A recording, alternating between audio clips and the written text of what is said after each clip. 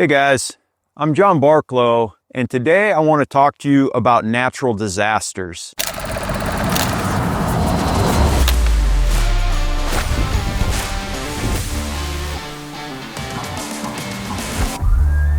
Now, when a natural disaster hits, the luxuries of life are taken away for a short period of time.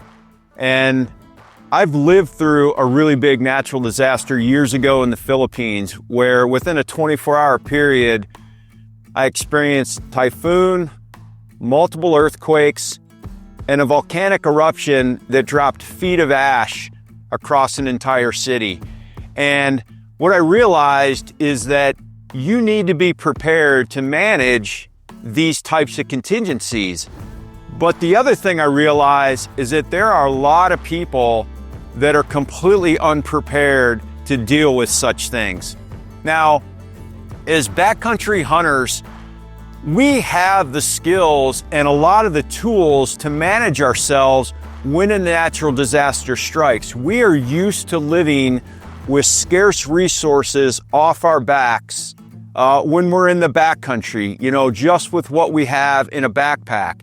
And so we can be a tremendous asset, not just to ourselves and our families, but also to our communities if and when some type of natural disaster strikes.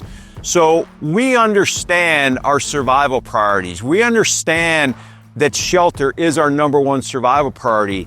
And we have tents and tarps and can make impromptu shelters for ourselves or our neighbors if, they have a hole in their roof or whatever the case may be.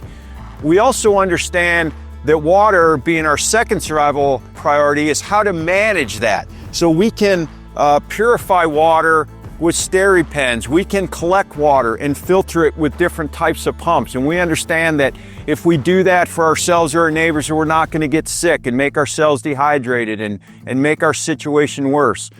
We also understand and possess the clothing, right, to layer and to dry out or warm up and manage ourselves. We have sleeping bags.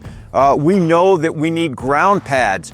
And so we have a lot of these skills that we kind of take for granted that when we go into the backcountry, we start to employ.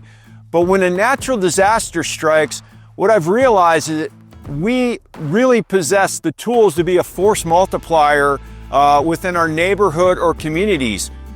So think about these things. It's tragic when I see every year that, a hurricane or an earthquake or flooding comes and these people are so destitute. And I always wonder, I'm like, where are the hunters and anglers from those communities to come and help? And oftentimes I do see people on snow machines saving people, say up in upstate New York years ago, or, people have their boats or their jet boats and they're going to save people. But understand that you become the hero in this story because you have the skills, you have the equipment to not only save yourself, but also be a tremendous asset in your community.